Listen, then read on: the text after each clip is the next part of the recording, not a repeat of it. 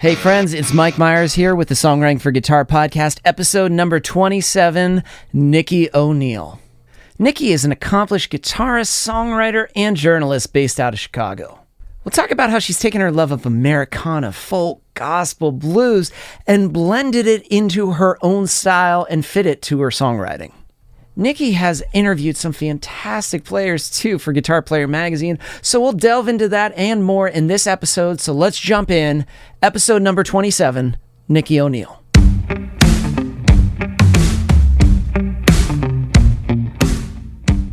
I am super pumped because your story is very unique, and I feel like I'd love to delve into what you're doing now, but I'd also like to go to the starting point for you. Like, when was your first introduction to guitar and the concept of songwriting?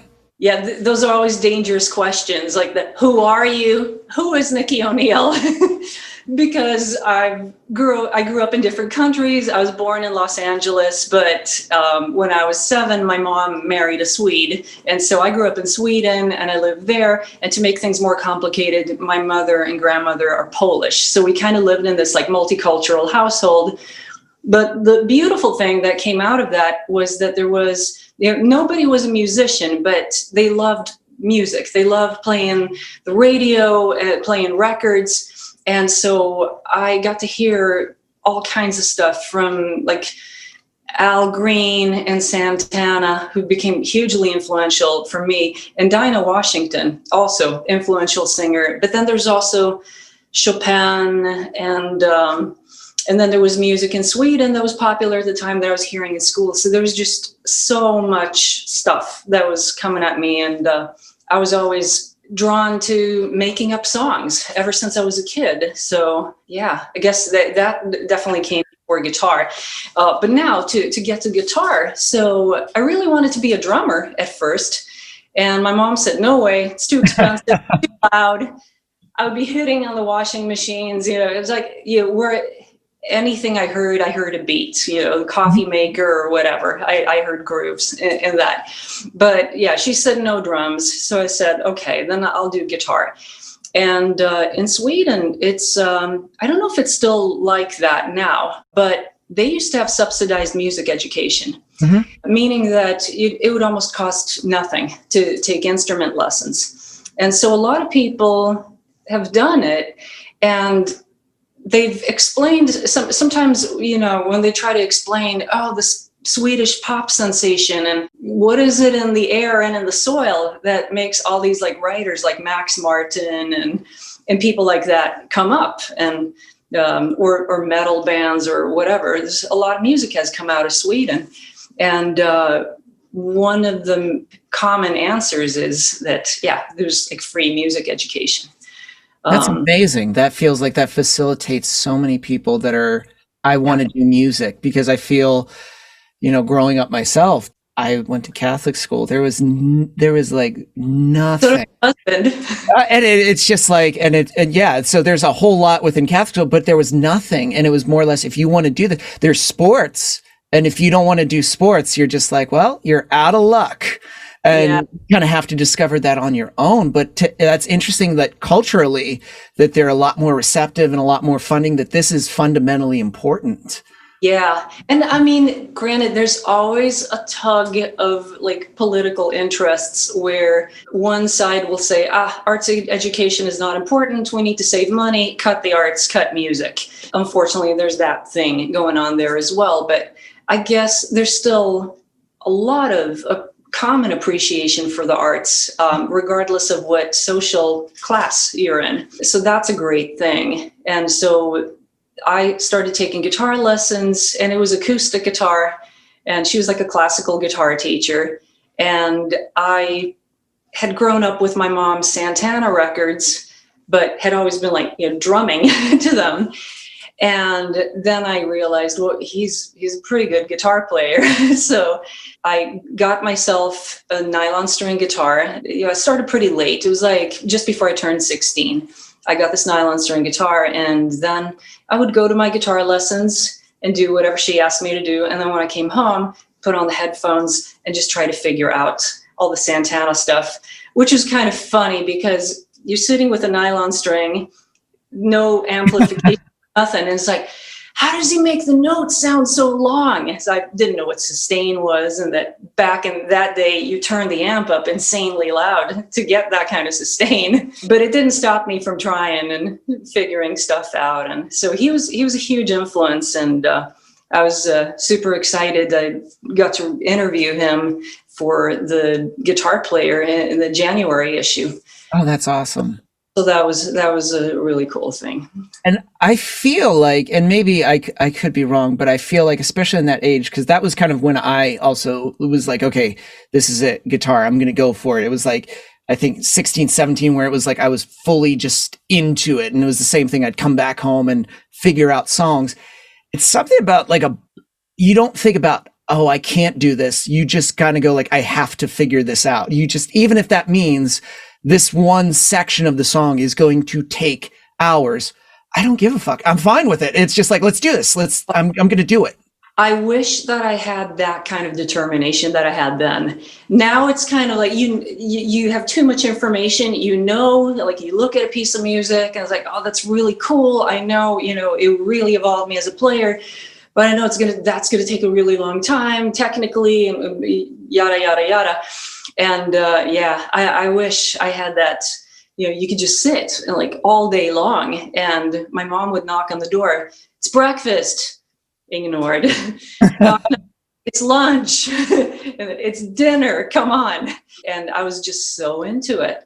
And I think that's interesting that you said, I have too much information, because it's, sometimes when you're advising someone that's starting out, you're forgetting all the things sometimes in the starting point, because, when you're too far down the road, you're on step 40 and they're on step 2. You're like, oh, this is a lot. Meanwhile, it's like, no, remember when you were on step 2? You didn't care about step 40. You were like, okay, I'm just going to do this. And you hunker down.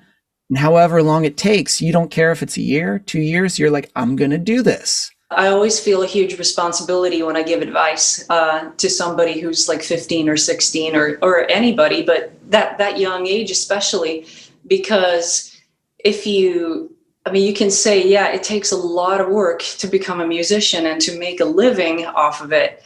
It's a ton of work and it's often a lot of sacrifices, but if you give them too much information, then it's just going to discourage them. And so, it's a fine balance. That is a fine balance. Then I guess the question I would have taken that, what kept you going in that entire journey? So like going from 16, figuring out songs, to eventually writing songs and kind of going on that journey, what has been the constant thing that just like keeps you going on that path? Yeah. It's, that's a really good question, because I faced a lot of resistance and didn't have a lot of mentors. So after my initial guitar teacher, there was a high school program that had a big concentration of music. It was kind of like, well, I'm not going to say like quite like Berkeley or Musicians Institute, but a little bit like that. I mean, it was like 17 hours of music on the schedule, and you had a primary instrument, a second instrument, ensembles, music theory, ear training, choir, music history, and a bunch of other electives. And so I wanted to audition for it, and I did, but I didn't come from a background with musicians. We were music lovers, but the people in my class, a lot of them had played and been in like musical training since they were 6 or 7. And their parents were professional musicians. And many were part of like the cultural elite and the entertainment business in Sweden. So I came in and I was kind of like a rock fan, and there was a lot of like kind of snobbery about rock. Is like, it's inferior. Here we do jazz, it's fusion. Everybody was into Larry Carlton and the Yellow Jackets and Chick Corea, and like the more complex, the better. And the teachers kind of fostered that vibe also. So that really kind of challenged my self-esteem. And my mom wasn't like super encouraging either. So what kept me going, I guess all I could say was like a love for music.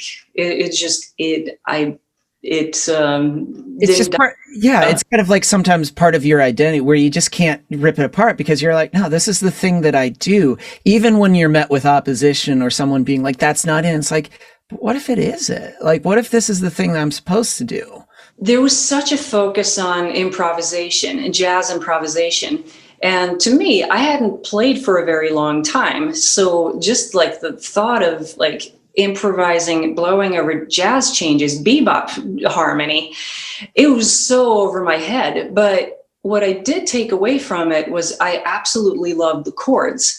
So even if I knew I wasn't being a jazz musician wasn't in the cards, but I really loved the harmony. And whenever I did like get a tune, like, teacher would say, here's Scrapple from the Apple, Charlie Parker. I fell in love with the part of the song that's called the head, the main theme, and just like learned over time that composition was what I was really excited about. And, it took several years to connect the dots and understand that, okay, well, I made up songs as a kid and composition is what I'm interested in. Whenever they would teach like something like modal scales. For those who don't know, it's an essential part of like jazz music and things like that. And when they were talking about improvising, then it was complicated for me. I couldn't get it. I, didn't have the chops, didn't have the vocabulary to like just burn through a bunch of notes. But when you talked about composing with the modes, that got me super excited. So I think, what made me like survive and not get my love for music stomped on and getting like, just giving up from discouragement was there's like just too strong of a love for music. And that's cool when they, taking something like modes that's like, okay, yeah. But then if you take something and then apply it to something practical, like, okay, here's like composition. Okay, now you've got me. It's just like, that's speaking to the part that I really want to do. Like, for me, if somebody was like, how do you feel about improvisation? I'm like, it's okay. It's like, I'm not going to spend hours, but if somebody was like, hey, I love building songs and doing production and delving into that whole world because it's this world of creation that you're doing, which is a form of, kind of like freestyle composition and freestyle kind of like, if you were to solo, I'm committing a solo idea to track. I'm saying this is what it is.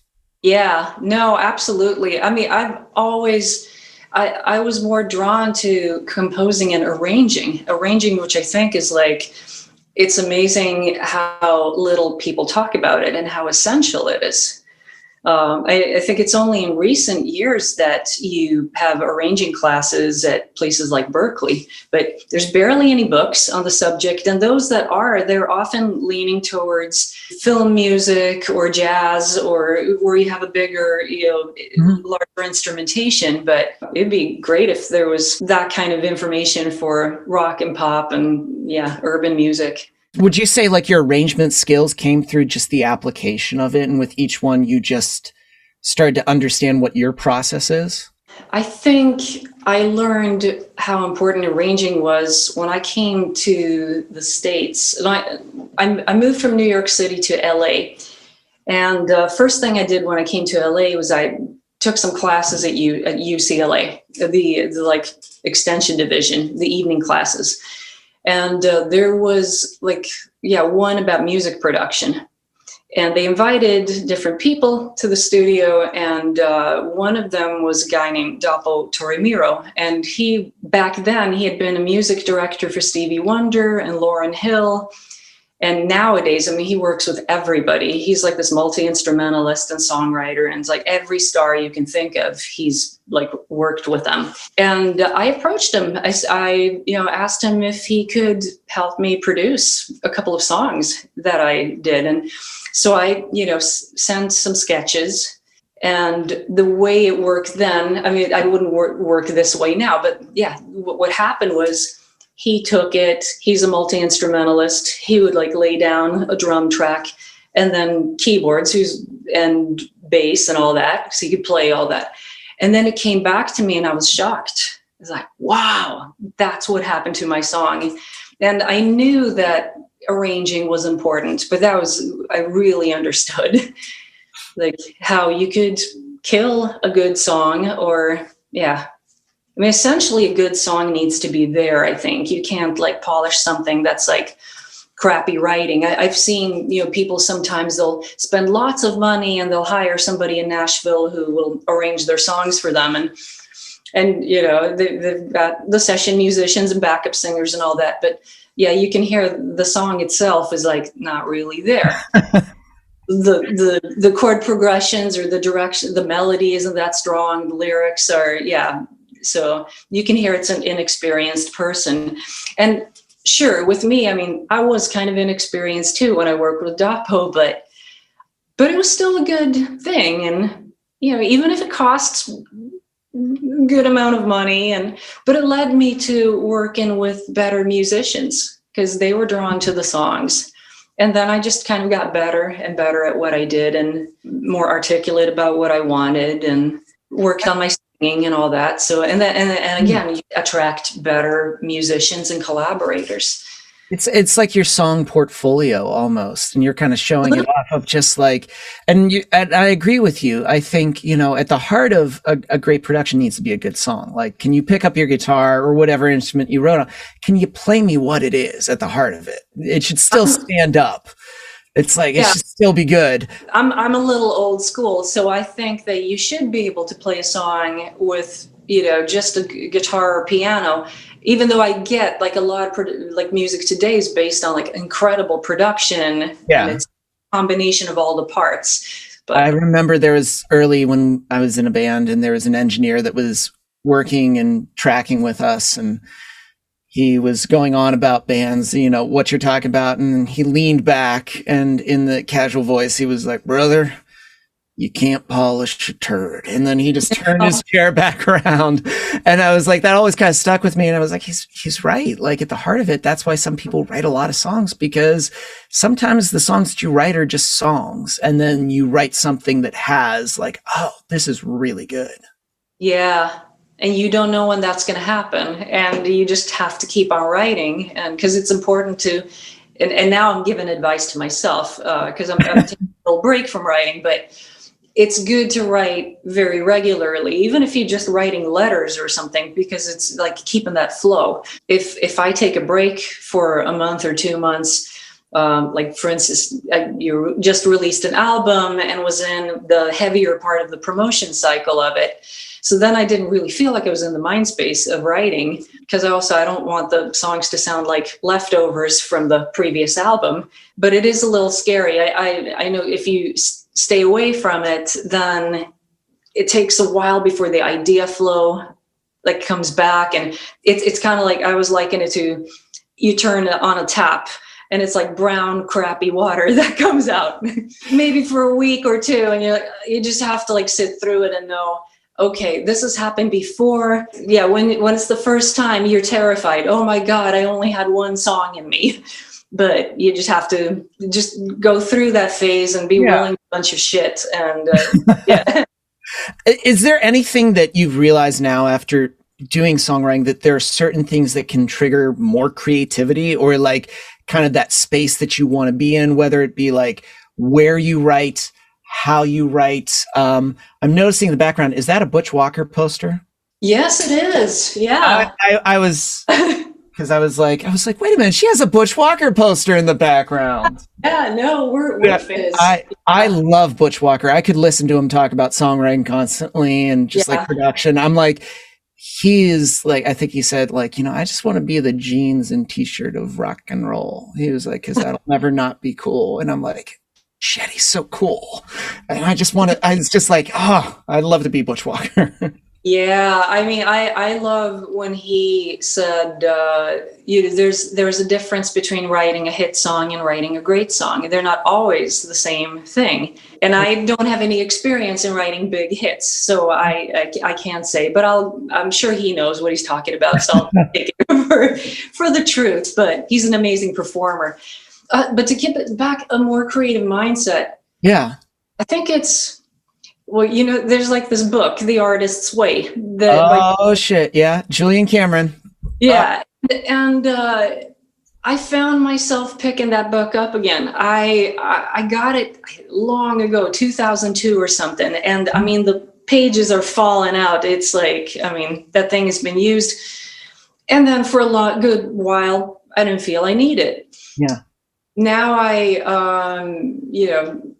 just having released that album, the promotion, and then we moved from LA to Chicago. So there's like, I don't have my band anymore besides my husband, who's the drummer, but it's like a completely blank slate, and which is exciting and can also be kind of daunting. Yeah. So I felt like maybe it's a good time to pick up that artist and dust it off, blow the dust off the pages. And, I mean, she talks about the importance of trying to live a colorful and creative life, and you do things like do exciting stuff, or whether it's try a new hobby, try a new skill, or go and take a walk into a store that's exciting. Or have you ever like dreamt of having a life that's different than your own? What kind of life is that? It maybe sounds a little corny, but it's very effective, because the artist states and the morning pages, it unlocks a lot of things in your head that especially when you feel stale or you feel a little dormant, it just kind of it's what you need to kickstart it, and you wonder, where is this? And it's like, oh wait a minute, that has been in my head. I just needed to unlock it.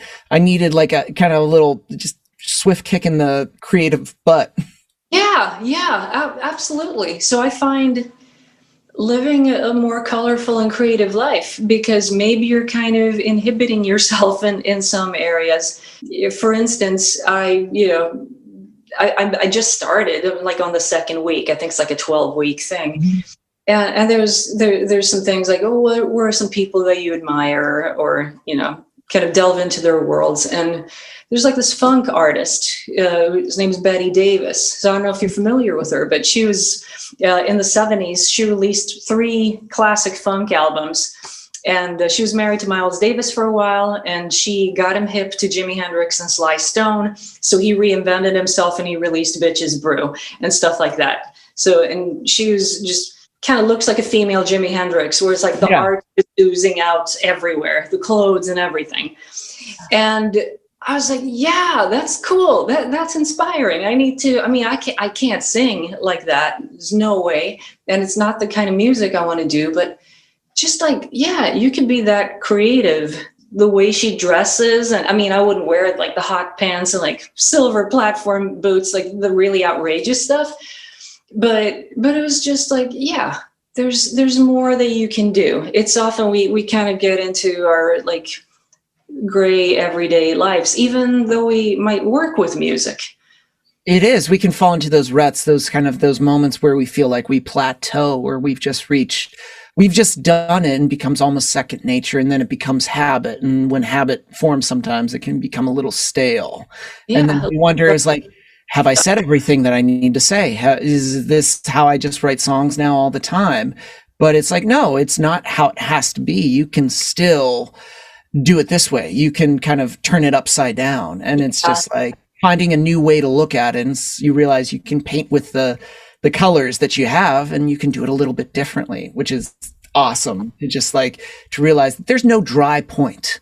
Yeah. It's like, there's never a point where you're going to be like, you run out. It's how much you're surrounding yourself with, or what you're consuming. And if you kind of change that can, I don't know, just kind of reignite. Because what you're describing, I think everybody feels that. And it's refreshing when people hear other people talk about that, because they wonder, is that just me? Or maybe they're meant to do it and I'm just not. And this is like, I've said everything. Yeah, no, I remember I just wrote like a little Facebook post and said that I like picked up that book again. And I thought, oh, maybe the people who are like musicians who I really admire are going to think, that's like for beginners. But everybody said, oh yeah, the morning pages. And everybody's been doing it. And yeah, Jennifer Batten, who played with Michael Jackson, she was like, yeah, artist's way. It's like, I love that. Yeah. Now, how did you get into it? Because you've also not only as releasing albums, doing songs, but you've been doing interviews with other musicians. You've been writing for Guitar Player. How did you get involved with that? Oh, wow. That was, it really is like starting with one thing and then it leads to another, another thing. I started, I did one story and I don't know, I lucked out pitching it and this magazine accepted it. It wasn't like a super prestige magazine, but it was like a cool story. And then I was able to tell another magazine that I wrote that, and oh, great. Well, then maybe you can, work with us. And then eventually I came across a guy who, this was in Sweden where I grew up. So there was a guy who ran a rock club and he did it pretty successfully. And he wanted to branch out. It's like expand the brand, so to speak. So he's like, I'm going to start a magazine. And I noticed that the writing was like a little, quality could be better or something. So I don't know, I was cocky enough to approach him and say, I could write for you. And through working with him, I ended up doing a lot of interviews and Kiss, Pearl Jam, Rob Zombie, Aerosmith, all kinds of people. And then eventually I became editor-in-chief. And when he health problems, he stopped him from, he just got too stressed out running a magazine and a club. So that was a great experience. Then I had to, be in contact with record labels and the printer of the magazine and sponsors for different events and assigning, photo work, photo jobs and interviews to other writers. And that was an amazing experience. And it wasn't through attending journalism college like a lot of people do in Sweden. It was just, this was a self-made man who came up and created his own opportunities and he gave me a shot. So that is so cool because it's almost like when you started writing songs and got them, the first production, I feel like you, again, were building up your kind of portfolio. It just seems like that's the advice, to delve in, do it, and then just start knocking on doors and just just being like, yeah. Yeah, you may not be able to go for the New Yorker first thing you do or something like that, but you just build and and then people see what you've done and they see that you have drive and an eagerness to learn. And I think it's the same with music. And I'm sure Doppo, it wasn't just money that made him willing to do my demos. If I was a pain in the ass or absolutely sucked, I'm sure, he would have turned that down. So no, that's just interesting to me. Yeah. They see it's raw, but they see that there's something there. And not everybody's gonna, reach out that helping hand, but enough people will. And it's just such a path. You can't predict how it's going to take you. It is so, there's no way I could have foreseen anything that's happened. Yeah. It's constantly been surprises, but you kind of allow yourself to be open. And if you're new in town, maybe you can't just walk up and talk to the best producers, but maybe if you take a class, you get in touch with these people and you have some kind of relationship with them. You're students, they see that you're serious instead of just coming from out of nowhere. Here's my card. No, I think that's good advice for anyone that's kind of in those beginning stages. Cause sometimes it's, how do I get that first step? What do I do? How do I get going? And that to me is fantastic. Now, the records that you released in kind of this period right now, how would you describe your artistry right now and kind of your songwriting? You said you kind of getting back into the artist way, especially now during COVID. How do you stay kind of in that space? Well, there definitely is I was so happy with what happened since 2019. It's just been really fruitful time in Los Angeles. I was connecting with a lot of friends and really good artists who I respect a lot in the Americana community in Los Angeles. Americana being this amalgamation of roots music, country, alt country, blues rock, soul, twangy stuff. And I don't want to lose touch with them. And and I played a bunch of gigs with many of these artists, and got to play at Americana Fest. Last year I was signed on to a small indie label, that's a Blackbird record label that's run by one of these artists. And so, yeah, I don't want to break the momentum. Yeah. But yeah, I'm not sure how to answer your question, like how to stay in that space. Yeah, yeah. How do you, even with everything going on, because I feel like you've built such a good career and networking and just kind of like making those connections. How do you keep that going in kind of a space like this? Because I feel sometimes people struggle with that as well, where they're just like, well, how can I keep this going? Everything's closed. Sure. Yeah. I gotta say, I mean, if I was somebody who made the bulk of my living as a performer, I feel really bad for them. I mean, they are struggling. And I know several people in Nashville and LA that, had that situation. I'm really glad that I have the ability to teach guitar, and that was an avenue that I could continue. And luckily, a lot of people have taken up a new interest in the guitar, and even they've been okay with like doing online lessons. So that's one thing. Working for Guitar Player, and again, that was a connection. There was a blues guitarist, Sue Foley, who I've known for several years, and I had, I guess, helped her get connected to a publishing company that released like one of these instruction videos for her. So that was like a cool thing. And then I wrote a book, and then she like was interviewed in it along with a bunch of other top-notch female players. And one day, and this is years later, Sue calls me, and it's actually my husband and I were in Spain celebrating our 10th anniversary. And I get a phone call, and it's a Sue, and she's like, how would you like to take over my column at Guitar Player? Because I want to move on to doing other things. I'm too busy. And then she connected me with the new editor-in-chief. And then, he said, so what do you want to do? And I just thought, I'm just going to shoot for like impossible things. I was like, well, there's 50th anniversary of Santana's Abraxas album. Okay, well, would you like to interview Carlos? Like, would I? Of course. And then I suggested another story that it's going to come out soon, but it's with one of my like soul music heroes. So so that's going to come out in the next month or two. But that's, I guess, how I've been keeping busy. And I have a lesson channel at True Fire that's called Twang, Soul, and Rock and Roll. And during the pandemic, I filmed like 100 lessons. And so it's like a subscription thing where people pay $7 a month, and they can, have access to all these lessons. So I've been doing that, and I've been practicing a lot of guitar because, if you're busy gigging and writing music and rehearsing, it can be hard to find time to further your skills. Yeah. So I've been lucky that I've been able to do that, to teach lessons online, be here at home, and practice a lot.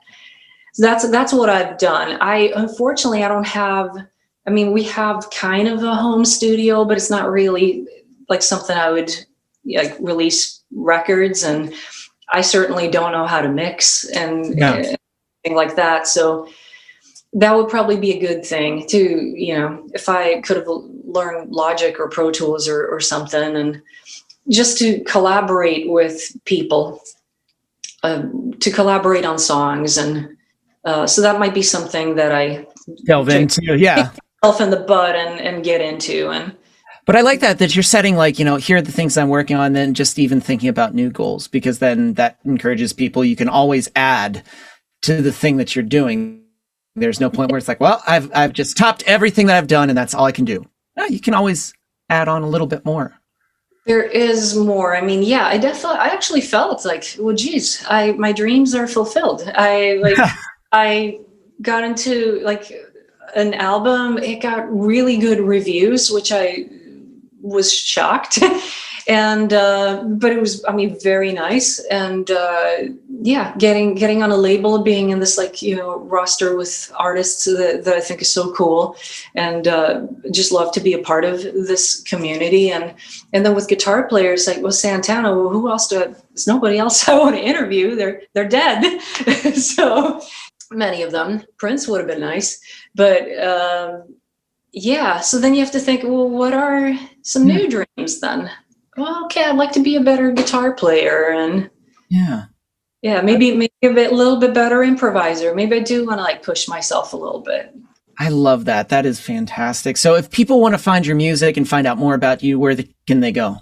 It's easy. It's like best to go to my website, which is nikkio'neill.com. When you go to the homepage, all the links to Spotify, Apple Music, Bandcamp, you know, SoundCloud, Facebook, Instagram, it's all there. So, and yeah, it's nikkio'neill.com. I love that. Thank you so much. And Nikki, thanks for chatting about everything under the sun. This was wonderful. Oh, thank you. I mean, I loved your questions and your like enthusiastic vibe.